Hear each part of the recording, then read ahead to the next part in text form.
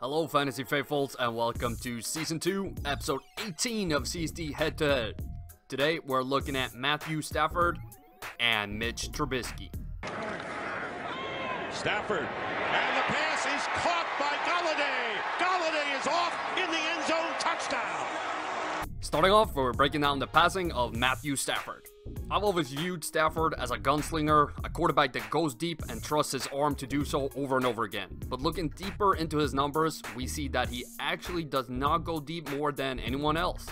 He actually uses his short throws to the outside more often than not.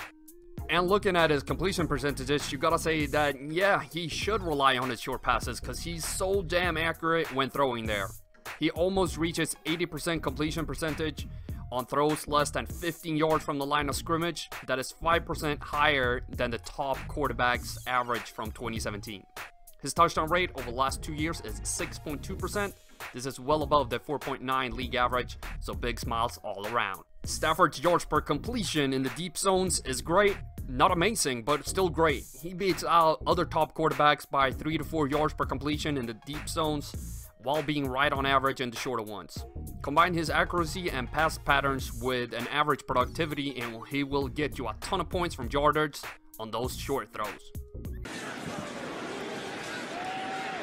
Play action, looking for a wide open receiver, and it's a touchdown for Trey Burton. Now let's take a look at Mitch Trubisky, and in contrast to Stafford, Trubisky actually goes deep a ton. He just slings it deep time and time again while ignoring the safer short throws to the left and middle. Having the short right as his favorite zone makes him very predictable and a one-dimensional short passer. What furthermore separates the two is that Stafford is an accurate quarterback. I don't even have to dig deeper into that statement. Trubisky is so far behind Stafford in completing passes that it's not even funny. Furthermore, his most accurate zone only sees 23% of his passes.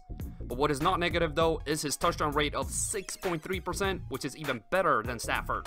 And he's also better than Stafford at setting up his receivers to gain big chunk of yards when he connects on deep passes. Sure, this does not happen too often, but with 24% of all his passes and 40% completion percentage in the deep zones, it will add up to get you those fantasy points. They fake to LeGarrette Blount, and here's the pass, and it'll be caught for the touchdown, the Lions. Now let's take a look at how they perform in different situations. Their scoring patterns are fairly similar. Both quarterbacks score more points when they are playing at home compared to away, even if the difference is much bigger for Trubisky than Stafford. Stafford scores more points when playing in a dome than outdoors, which makes sense because his home field is a dome. But he is below his home average, meaning that if the dome is not his, it does not help that much. Both of them score more fantasy points when they're playing teams with a winning record, and again we see that the difference is much bigger for Trubisky than Stafford. Stafford's best situation is playing at home versus an above 500 record team, and Trubisky's best situation is playing outdoors versus an above 500 record team. Bears, Trubisky, wide open, touchdown Burton, and the Bears are battling back. Looking at their opponents in Week 8, we got the Seattle Seahawks for Matthew Stafford and the New York Jets for Mitch Trubisky. The Seahawks let up a lot of yards to the short outside zones, which is perfect for Stafford as we saw earlier. However, they are great at defending the deep zones and passes over the middle in general. Look for Stafford to connect on tons of passes short outside all game long. The Jets fit Trubisky a little bit better if we only focus on the passing aspect. They give up a lot of yards to Trubisky's best deep zone in the deep right and have been weak short over the middle and to the right.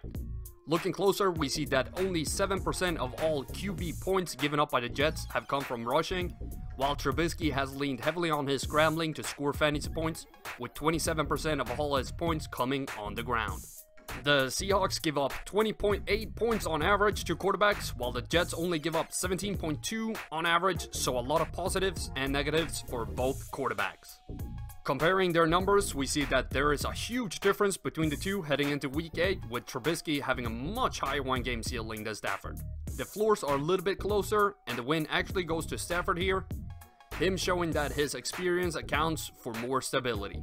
Looking at the risk factor for week 8, there's a 44% risk that Stafford doesn't reach his prediction and only a 9% risk for Trubisky. So another win for the young guy. And for their predictions, I have Stafford predicted for 16.4 fantasy points and Trubisky for 16.1.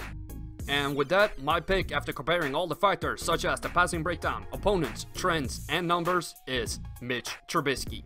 These two quarterbacks might play in the same division but are far from similar. Trubisky lacks accuracy but makes up for it by scoring more points on the ground.